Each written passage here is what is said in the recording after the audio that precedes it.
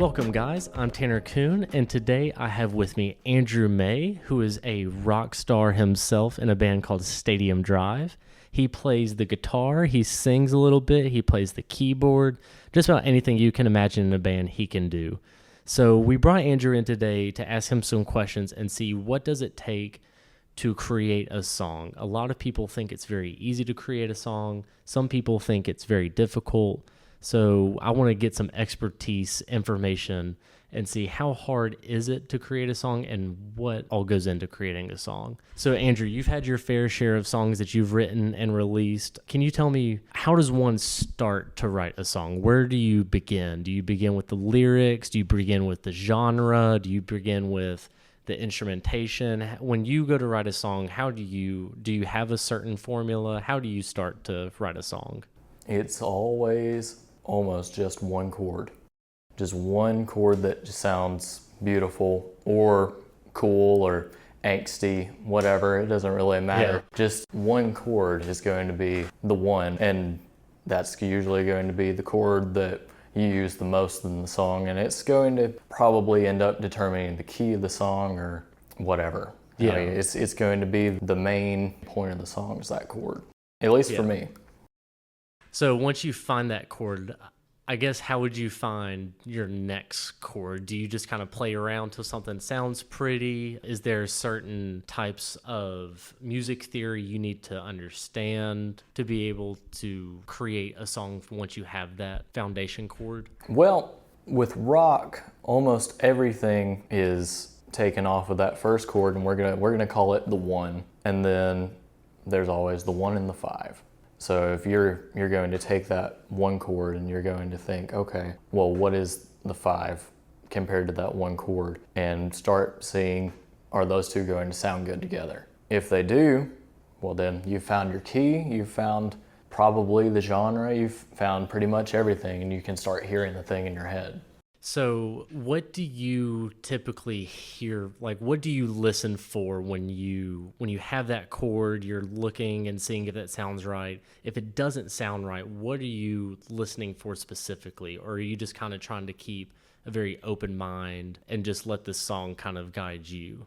I like to keep an open mind and let the song guide me, but that is when I'm writing for my own band. If I'm writing for someone else and they give me the genre first, then it's a completely different story. Yeah, so if you do write a song for someone else and you have to start off with the genre, how differently do you have to approach the song? Like, for instance, if you're in a rock band, so if I came up and said I needed you to put together this jazz or like R&B song, like, how different is it from creating one on your own when the genre is already kind of predetermined for you? The biggest thing to me, as far as changing genres that drastically, is always going to be the drums. Always going to be the drums. The heartbeat of the song is what most people call Yeah, them.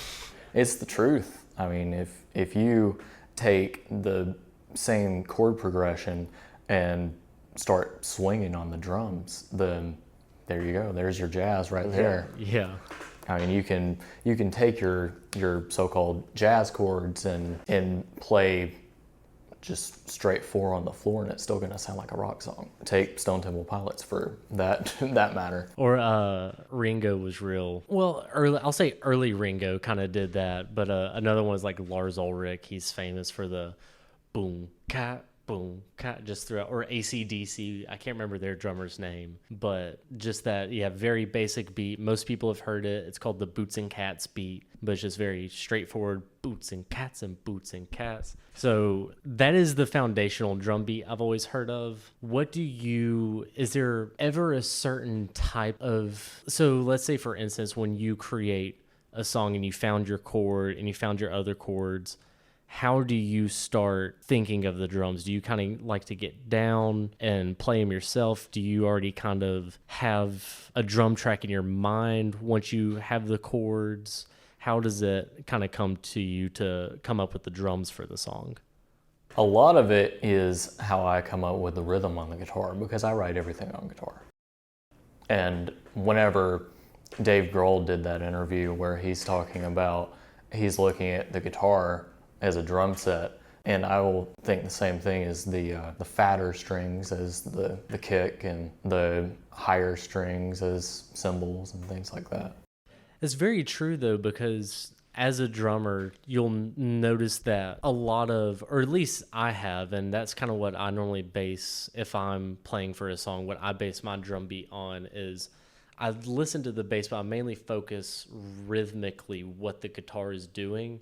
And then certain things like if you're in a verse and the guitar is playing quieter, you need to play quieter. Or if they're very muted downstrokes, you want to close your hi-hat for the most part.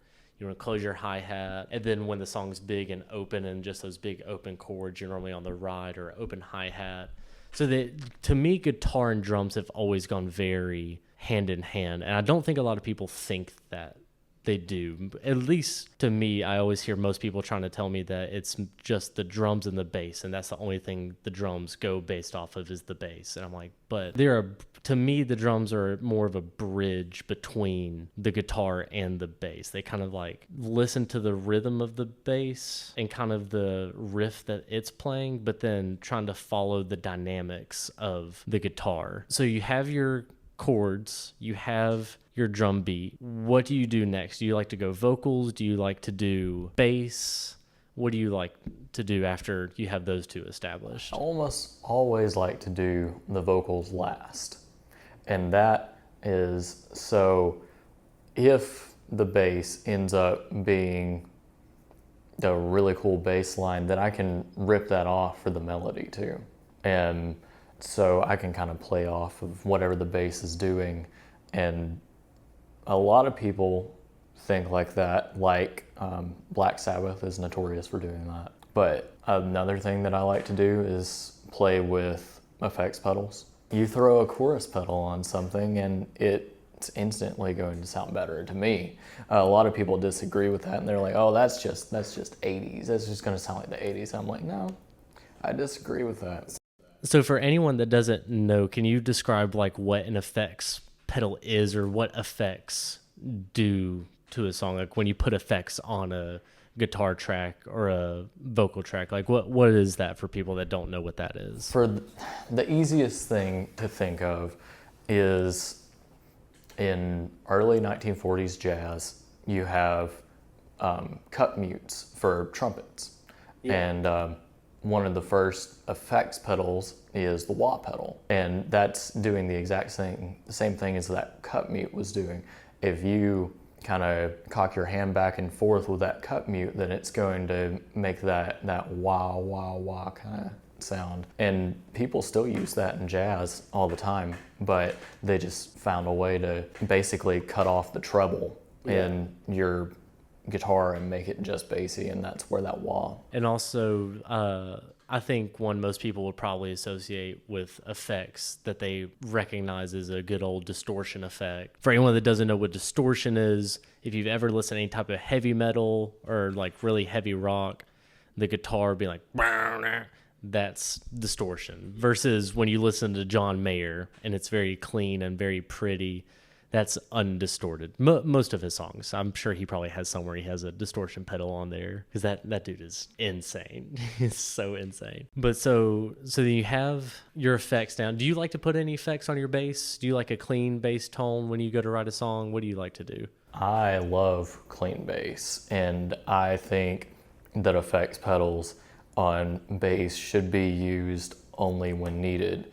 However, some bass players don't agree with that, and it can make it... Hey, to each his own, to each his own. Can make it really hard to record a song sometimes. So, yeah, can you explain when you're recording? So we'll get more into the recording in a little bit, but when you're recording, since we're on the topic of effects, how do effects, no pun intended, affect the recording itself when you have them on to record versus having a clean tone and then adding effects later? Every single effects pedal that you can buy is all on your computer if you buy it. And 9 times out of 10, it's going to be cheaper than it is to buy the physical pedal. And is it a one-time purchase, or are they kind of moving to a monthly payment type thing? Both. Yeah. It depends on the brand, really. But adding an effects pedal to a bass, because most of the time bass players go directly into the computer rather than using an amplifier. Right. So it's going to make your signal trash, essentially. Yeah. I mean, it makes it really hard for the producer to make it sound right if you throw your distortion pedal on basically a digital signal. Yeah. So why do they plug straight into rather than plugging into their amplifier and playing through an amp and recording the amp itself like a guitar does? Why is it preferred to plug the bass only straight in? It is simply just easier, and most people cannot determine the characteristics of different bass amps anyway because they're going to listen to the different versions of the guitar track. Gotcha. It can be different if you take Paul McCartney's bass versus Jason Newsted from Metallica. I mean, that's a very different sound, and that can be the amp. But there's always room for artistry because there's always some song or movie that comes out and it gets found out that like the most popular part of this song or like the most popular song or scene from this movie, they shot it in like the most unconventional way, and pretty much everything they did was the opposite of what everyone tells you to do, and it works. But I feel like that's more uncommon to happen, and it's just get out of your own way, just plug it in straight in, do all that good stuff. So now we have the guitar, we have the drums, and we have your bass with your effects in order. So now where do you like to go? Do you like to do where in a song you start adding more instruments, seeing what instruments will fit? Do you like go into I know you said you like vocals last, but where between vocals and then adding in like kind of fill in stuff to the song, which direction do you prefer to go next? The best way to look at it is like you're making a cake. So if you're saying that the guitar, bass, and drums are going to be the cake, the vocals are going to be the frosting, and then you have your sprinkles. So let's get to the frosting part of it, and you can play off the bass like I said earlier. Sometimes it's really easy to find it in the guitar, and sometimes your cadence is really easy to find from the drums. So as far as melodies go, I don't really have any sort of method for coming up with them. They just kind of pop up in my head. And then pretty much you can call the track done at that point.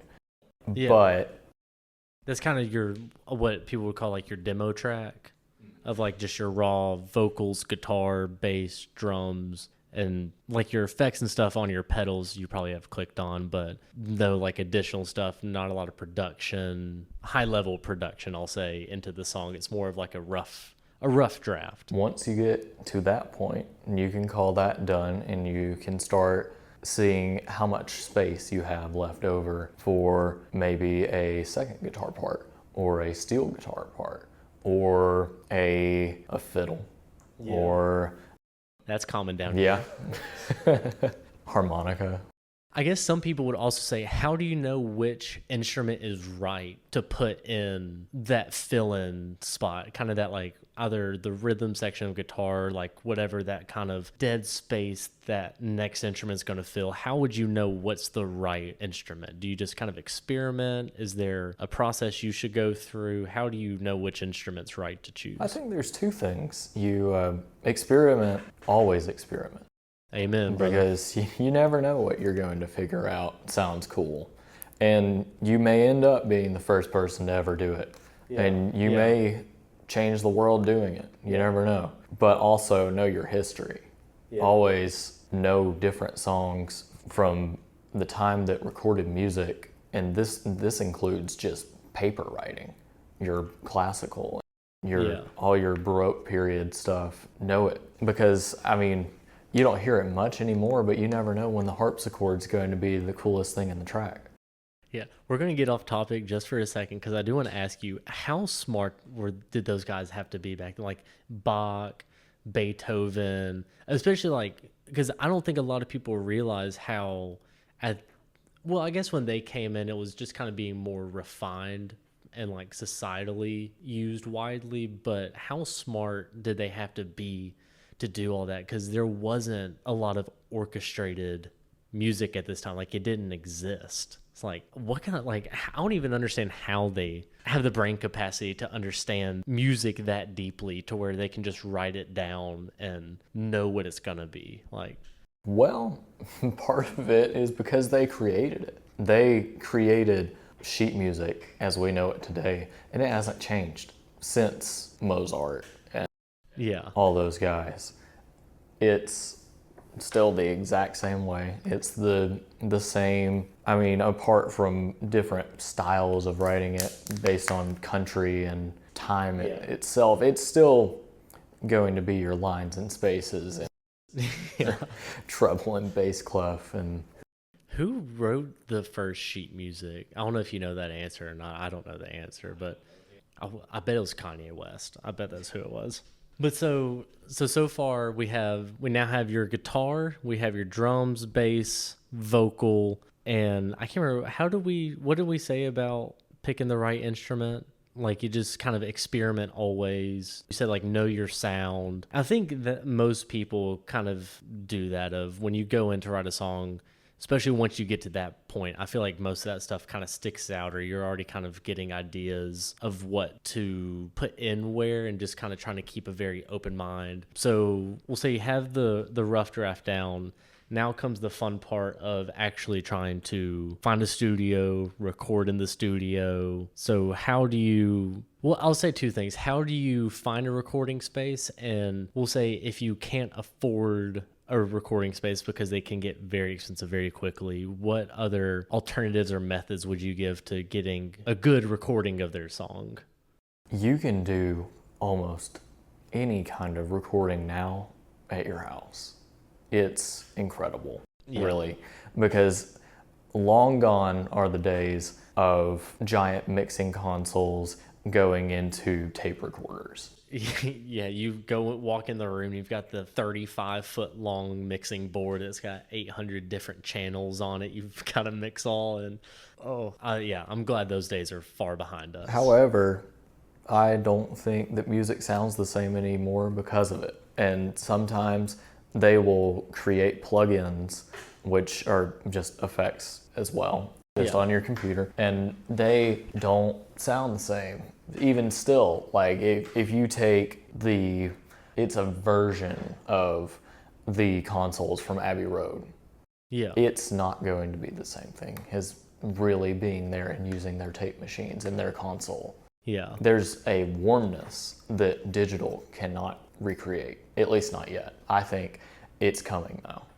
I hope so, because I totally agree with, and I think a lot of people agree with you, not just normal people, but a lot of musicians. That's kind of the thing I always hear when they talk about the difference between like going analog and digital recording. Of digital is much more accessible, it's much easier, it's much more forgiving than tape recording or analog, but that tape just has this rawness to it that just can't be replicated. I want to say it was Lane Staley I saw the other day had said something like that when they went to record their album for Alice in Chains, Jar of Flies. They did it all analog because he said analog just has this raw sound to it that just digital cannot replicate. And I think a lot of people really resonate with that. Jar of Flies is an interesting one, and that's because at that time Pro Tools was so new that if you knew how to work it, you were a genius. Yeah. But it's not the same as it is now anyway. I mean, at that time, tape wasn't $100 a reel either. So you could just go and buy your tape still. Yeah. It's not like that anymore. Tape is so expensive. It really is. It's insane to me how much it shot up. I think it's just because people are starting to want to go back to it, and now they can kind of capitalize on that market a little bit. Right. But an analog studio, what people don't realize is that it's not as simple as just taking your brand new Behringer mixer from Guitar Center and plugging it directly into the tape machine, it's not going to sound like Led Zeppelin. Yeah, no. It's not at all. It's still going to be your Behringer mixer. It's a lot of it is all these different effects. Yeah. Effects are incredibly important in the studio. Yes, they are. These vintage compressors and which just kind of squash the signal. Yeah. They don't do much, but they do. Sometimes they can affect the loudness and Yeah. limiters. The way that limiters on analog gear work versus digital is completely different, and analog will always sound better because whenever you're doing it digital, then it takes the signal that's going through and it just clips off all the tops. So that's why they call it clipping, and that's where you get your clipping distortion from, and clipping distortion is not good. Yeah. Some people can make it sound good, like Trent Reznor from Nine Inch Nails. He's really good at it, but also he's found ways to record these songs around that sound. Yeah. So He's kind of made it his niche. yeah. So it's all this to get a real analog setup. It's going to cost you around $50,000 to get for a good one. Whereas you can buy your Behringer X32 and a MacBook and come out of it for $3,000 to $4,000. I was about to say what, like, yeah, 3.5 to 4 or 5 grand, somewhere around there. Because MacBooks are like, depending on which one you get. I think the one I have, the Air, it was like $1,200, and then you get a really nice board. And you can even find good used boards a lot of times. But if you bought one brand new, you can get a pretty good one for like anywhere from like $800 to $1,500. But why do people not record on tape though as much? Is it because it's so dealing with all the tape? And I know the downside of you can run out of tape, but you can also run thin on the tape. So not making mistakes in the studio when you're recording your part were like super, super critical because you only have so much tape. And if you make too many mistakes and run out of tape, you're out of tape. The biggest reason to me is that you literally have to take an X-Acto knife and cut the tape. What's an X-Acto knife? Just like a box cutter? It could be a box cutter, but more like what you would use crop topping a t-shirt. Oh, okay, yeah. You take that and you cut the tape. And once that's done, it's done. It's a physical object.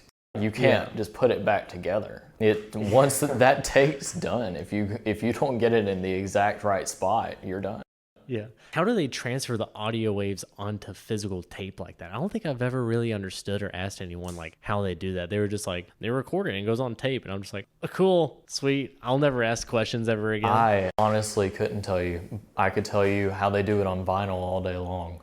But I cannot tell you on tape. Same thing for filming or that kind of tape. Yeah. I have no idea. I've never understood how they're able to do that. But so we'll say you're in the studio, they're most likely, because if you're going in the studio today, 99% you're going to be recording digital, you're not going to be recording analog, or we'll say probably like 75, 80, who knows. Tape's kind of coming back up like you said. So when you go to record your song, what is the process and if you can't afford it in a studio and you're doing it at home, like what kind of process do you go through to record it? Like we'll say you're in a 3 or 4 piece rock band like we are. When you go, what kind of your mindset and how do you attack recording the song itself once you get to that point? It's still not going to be cheap. It's still, those pieces of gear are not cheap. Like for our song Runaway, then I took my Tascam mixer and plugged it directly into my MacBook. But that mixer's $1,000. Yeah. That's on top of the cost of the MacBook. And by that point, there is no way you're going to have money for soundproofing. I was about to say, because you're about $3,000 to $4,000 in the hole, or we'll say probably around like $2,500 in the hole, and you haven't even touched microphones yet. Yeah, you can get a lot done with a couple of Shure SM58s. Yes, sir. I'm using one right now. You can get a lot done with those. They're what, I think like $100 or $120 at Guitar Center. $100 on the like dot. Has been since the 70s. Since the 70s? That exact really? same price. Wow. At least they're consistent. I enjoy consistency when it comes to very cheap prices. Too bad McDonald's can't do that anymore. But so what do you record first? Do you record all together? Do you record each instrument separately? How do you start recording it? So like we'll go and just say you're in the studio. We'll have to talk about like at home recording another time, because I feel like that's a whole different beast to tackle if you're planning on recording from home. So we'll focus more on like studio centric recording, because I feel like that's what most people kind of think of when they think of recording a song, and what most people probably encounter. So what do you record first, or how do you record your song? At a real studio, which is really hard to find, you're going to find your producer's going to have all these spaces for all the instruments to go, and he's going to have it blocked off, and you're going to be wearing headphones. Yeah. And you're only going to be able to hear each other through the headphones. That way, the instruments don't bleed into the other instrument's microphone, because that is not good. That way, if you are editing single tracks like the background vocals, you do not want the cymbals coming through on that microphone. Yeah, no, especially not the cymbals. Because you can't really take that out either. Once it's there, it's there. Yeah. And you just have to redo it. There is also the process of doing it one by one, which is not a horrible idea, but it kind of takes away from the real feel of the band. I agree. It feels a lot stiffer. Like, to me, you can tell they're not playing together, they're playing individually to a click track. And so you can tell they're not like feeling off of each other. They're just trying to not get off time, which, it takes away that feel and that soul of music. And even if you're not using a click track and you're playing off of what you think your bandmate did. Yeah. Which is not easy. Or what you think they might do. Because like as the drummer, like if you're recording, most of the time if people are recording separately, they'll start with the drums and then the bass. So there's a lot of times too, like I feel like the drums, you're also trying to predict like what do I think the guitar might end up doing, or any type of little fill. You're like, are they gonna know to follow that? Like it's hard to keep all of your decisions and all of your creativity kind of centered and moving together. Everyone's kind of scattered and moving all over the place. The dream for any band is to have a drummer that is consistent and you know what he's going to do, and have him do his part first. Yeah. Because otherwise it never do the bass first. It's just not a good idea. I've seen too many cases of that, and that really? Yeah, that's not the way to go. Do a clean guitar track that you know that you're going to take out later. Yeah. Or do the drums first. That's the smartest two ways that I've ever seen. And that's what I feel like most professional musicians do, and what I kind of wanted you to say, because I feel like that's what most people should do, especially if you're doing like a full rock band, because obviously it's going to be different if you're just recording vocals and acoustic guitar. But the drum aspect of everything, and like the bass and the multiple members and everyone having to be together, and I feel like all of that is a lot more difficult to kind of keep together and also keep them on track, working towards one kind of collective goal. So you're in the studio, you've gotten everything recorded. What kind of stuff goes into post-production? Things like once you start editing the song, to what do you do to get ready to release the song? What are kind of the steps you go through there? A good producer will make sure that there's not much post-production that needs to be done. I mean, the one we're working with right now, he's a great example. He makes sure that to record it right at the source. If you do that, then there's not much that needs to be done. Yeah. You know, you're in like EQ, like your treble, mids, and bass. Like, you know, for the people that don't know what I'm talking about, it's like like in your car, whenever Yeah. you're trying to add more bass to the subs you just bought at Walmart, your new kicker set. She's humbly called out like half of my high school in one sentence. And mine too. But yeah, that's a good way to put it. Yeah, your mid trebles and basses, those are like when, especially people don't realize like they're EQing when they go on their radio and click and they're like, I want bass at 5 and I want mid at 3. I don't know what that is, but when it's at 0, it sounds weird. And then I want my treble here. Those, it's the exact same thing just happening in the studio to the song before it's actually released. In the studio, it's done with graphs. With like, so music is so much more math than you really think it is. Yeah, I don't like math. Math hurts my brain. So you should not have like stock market graphs. Like whenever at a certain point in time the stock market's just through the roof, and then there's other times that it's just all the way at the bottom. Your EQ graph should not look like that. Yeah. If it looks like that, you did something really wrong. Yeah. So really, you should have it as close to the middle and flat as possible. Yeah. If it sounds good like that, you did it right. I'll say I think that's probably a good rule of thumb too, because you don't want. I feel like there's also people that when you give them, like, they try to teach them how to do something, they teach them way too much to do to it, and it's like, dude, just simple, like add what it needs, and then just kind of slowly go out. Like there's no need to be dropping the bass out right here and cranking the treble and then flipping them and doing all this like weird DJing, Dr. Dre producing. Like you don't have to do that. Dr. Dre's famous for doing that because no one likes doing that, and it's hard to be good at that, and he does it very, very well. But so when you go, so you have your song finished, recorded, effects, you finish post-production either by yourself or with a producer. Before you release the song, what are things you need to do, such as like copywriting and marketing, and what are the things that go into that to prepare to release your song to make sure it gets the biggest impact possible? There's a lot of that I still don't know myself. And a big thing that I think that musicians need to learn are unique marketing strategies, which I'm not good at myself at all. So I think if musicians could do both, or the ones that make it do, you know? Yeah.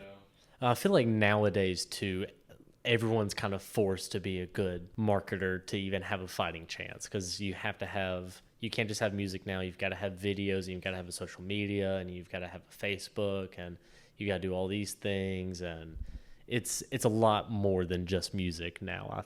I think a lot of people realize that too. You know, like these Instagram bands, I look at them and I think, I don't care to sit there and guess who your guitar player is. Let me hear your song, please. I don't understand those types of bands, because to me, I'm just like, what's your goal? Like, is your goal as a band to just make Instagram videos for the rest of your band's existence? Like, what's your goal? Because I feel like too many, and while I'm kind of glad we didn't get too into like being super active on, we probably do need to be a lot more active, but being super active to the point to where you're not really like writing songs and focusing on your music anymore. You're more focused on producing video content or content for social media, and you become a content creator more than a musician. What I've learned is don't do the videos first. No. Finish the songs first. And make sure you copyright. If you think you have come up with the next Nirvana's Nevermind and you really want this thing to take off, be smart about it. And TikTok and Instagram and Facebook, all these social media platforms, they're going to pay the most amount of attention to new accounts. Yeah. So if you have a bunch of followers on your first one, it's still not going to hurt you to just create a new one. Yeah. And then for a week or two, as long as you know that TikTok and Instagram and Facebook have your back, then post as much as you can for those 2 weeks about your songs, not about, oh, guess who the drummer is. Yeah. So just start over. Yeah. It's never too late to start over and try again. That's a really good message too. I think a lot of people need to hear is the, like, if you're not happy with it, you don't have to put it out. Fix, like, whatever you think needs fixing, like, you can, it's still in production. Like, it's still like what a lot of people say, like, it's your baby. Like, it's still a baby. You don't have to put it out there yet. Like, you can fix whatever you want to fix on it. Real quick before we wrap up though, I do want to talk about, like, what is the importance of copywriting your song and how do you copyright? It's like, what happens if you release a song and you don't? You can do that through the government, just on the internet. Like, you just, like, I think it's like copyright.org or something like that. About how much is it? Do you have any idea? I think it's roughly, and I may be totally off on this, but probably about $50 a song. Okay, yeah, that's pricey, but that's not crazy. That's considering you could make millions. I will say, and considering it's $50 to say this is my intellectual property for the rest of my life plus 70 years after my death, $50 isn't a lot. But so like, if you don't copyright a song, then you release it, what happens, or like what could happen? Well, someone could steal your stuff real easy. It's, you get somebody that has perfect pitch and they see you play that song at one of your shows, and they can go home and remember exactly every chord tone, the time signature, the guitar tone, everything, and they're going to rip you off so hard. And it seriously could take 2 days and you hear your song on the radio. And because when it's not copyrighted legally, it's not your property until you legally copyright it. So someone can literally hear your song, record it, and copyright it, and now it's their song, and there's nothing you can do about it except wait for the remainder of their life, and then 70 years after that for it to become public domain again. And at least have proof of, like, every single time you played the song from the time that you have finished writing it, then just record it on your voice memo. I mean, at the end of the day, if they don't have any proof that they didn't that they didn't write it, or they did write it, anything like that, you can pull out your voice memos, and they all have dates on them. It says, I played this song on this day, and more than likely the courts are probably going to take your side on it. Yeah. But just be smart in the beginning and just copyright it in the first place, and then you don't have to worry about any of that. And it really is that simple. Thank you so much, Andrew, for coming on the show today, or I guess the podcast. It's not really a show, but thank you so much for coming on. I'm so glad you were able to come on and kind of inform me and everyone else listening on what all different moving parts have to go into making a song. Again, Andrew is in a band. I'm in the band with him, but we are called Stadium Drive. Please go check out our Instagrams, our Facebooks, our Spotifys, Pandoras. We do have a new copyrighted song coming out sometime soon. I'm not sure when, but that is to be determined at a later date. But thank you again, Andrew, for coming. Thank you guys for listening, and good luck writing, everybody.